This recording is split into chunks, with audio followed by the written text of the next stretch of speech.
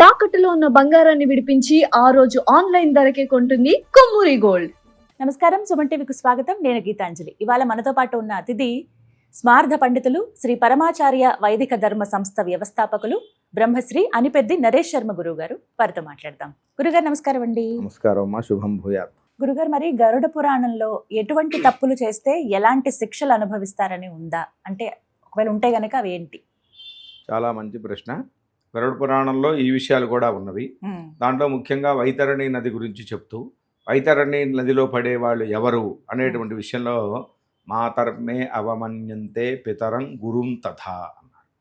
ఎవడైతే తల్లిని, తండ్రిని, గురువుని అవమానిస్తాడో వాడు వైతరణి నదిలో పడతాడు. ఈ వైతరణి నది చాలా ఘోరమైనదయ్యా. ఆవర్త శతసాహస్రై, ఒక్క క్షణంలో 1000 సుడిగుండాలు వస్తాయట. దాంట్లో పడేస్తారు తీసుకెళ్ళి. ఆ నదిలోనే కదండి హాయిగా ఈత కొడతామంటావేమో. కాదురా నాయన, నది అంటే మనం అనుకున్నట్టుగా నీళ్లు ఉండవురా నాయన, రక్తమే నీళ్లుగా మారుతూ ఉంటుంది. తర్వాత నదిలో తిరిగినప్పుడు మనకేంటి, ఇసుక ఉంటుంది కదా, మాంసం అస్థి బృంద తట, మాంసకర్దమ, మాంసమే ఇసుకగా ఉంటుంది. మరి నదిలో అనంగలోనే నాచు ఉంటాయి కదా, శైవాల దుర్గమ, ఈ వెంట్రుకలే నాచుగా ఉంటాయి అయ్యా. అక్కడ అనేకమైనటువంటి జీవరాశులన్నీ కూడా ఉంటాయి. మనం క్రొకోడైల్ అంటూ ఉంటాం కదా, అటువంటి మించిని వాడి తాతలు లాంటివి ఉంటాయి. ఒకసారి పడితే కనుక ఇక దాంట్లో వాడు చచ్చిన వాడికి కూడా చచ్చినంత పని అవుతుంది. కాబట్టి దాంట్లో పడేస్తారయ్యా. అట్లాగే పిల్లల్ని కన్న తర్వాత వాళ్ళని సక్రమంగా చూసుకోవాలి. వాళ్ళని వదిలిపెట్టేసి వీడు యథేచ్ఛగా తిరిగినటువంటి వాడు, వాళ్ళ పిల్లల గురించి పట్టించుకోరు.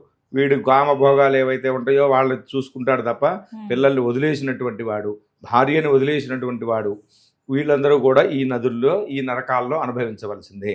మొత్తం 84 లక్షల జీవరాశులు ఉన్నాయి, 84 లక్షల నరకాలు ఉన్నాయి.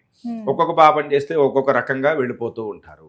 ముఖ్యంగా ఈ వైతరణి నదే ప్రధానమైనటువంటిది. దాంట్లో పడినటువంటి వాళ్ళు కొన్ని వేల కోట్ల సంవత్సరాలకు కానీ బయటికి రారు.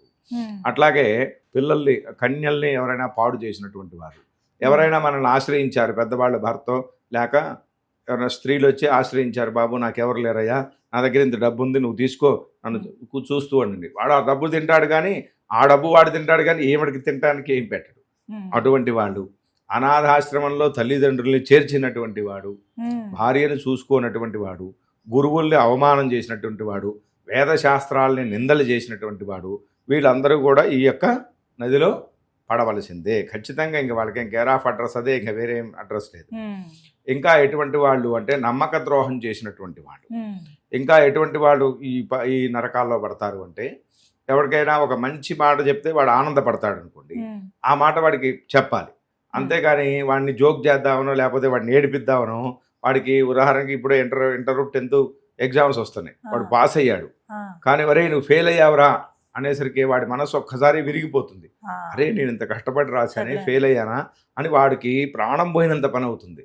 అంటే ఆనందపడేటువంటి వార్తను ఆనందంగా చెప్పాలి కానీ దుఃఖపడేలా చెప్పినటువంటి వాడు కూడా దీంట్లో పడవలసిందే. ఇంకా చాలా విషయాలు ఉన్నాయి వీటిల్లో. ఇంకా 21 నరకాలు ఉన్నాయన్నమాట. మనకు ఆ సినిమాలో కూడా చూపిస్తాడుగా, అపరిచితుడి సినిమాలో కుంభీపాకం, అంధతా మిశ్రం, ఇటువంటి తైల భాండం, ఇటువంటి నరకాలు చాలా ఉన్నాయ్యా. ఇంకా శాల్వలి నరకం అని ఒకటి ఉన్నది. బూరుగు చెట్టు అంటారు దాన్ని.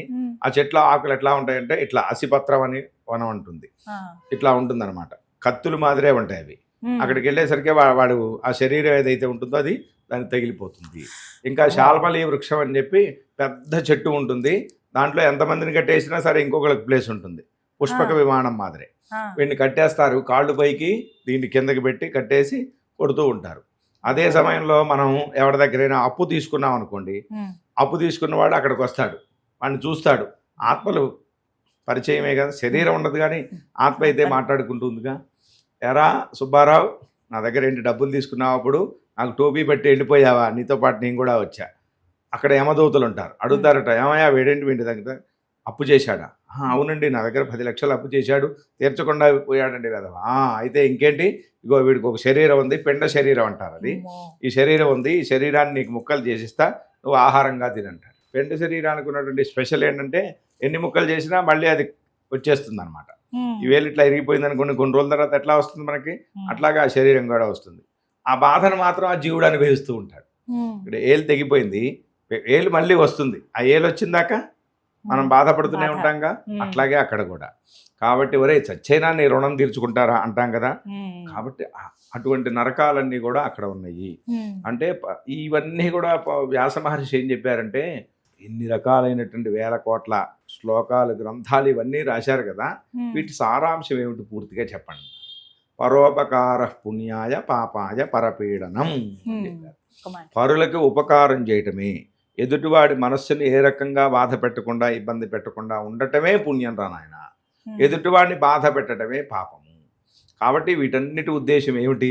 మొట్టమొదట మన ఇంట్లో ఉన్నటువంటి తల్లిదండ్రుల్ని, గురువుల్ని, భార్యా పిల్లల్ని జాగ్రత్తగా చూసుకోవాలి. వాళ్ళ యందు ప్రేమానురాగాలు కలిగి ఉండాలి. వాళ్ళకి చేయవలసినటువంటి సపర్యలు ఏవైతే ఉన్నాయో అవన్నీ కూడా చేయవలసిందే. సపర్యలు అంటే ధర్మాలు. భార్యకి ఏం చేయాలి? ఆ ధర్మాలు ఉన్నాయి. తల్లిదండ్రులకి ఏం చేసి పెట్టాలి? ఆ ధర్మాలు ఉన్నాయి. పిల్లల్ని ఎట్లా చూడాలి? ధర్మం ఉంది. ఈ ధర్మాన్ని ఆచరించడమే పుణ్యం.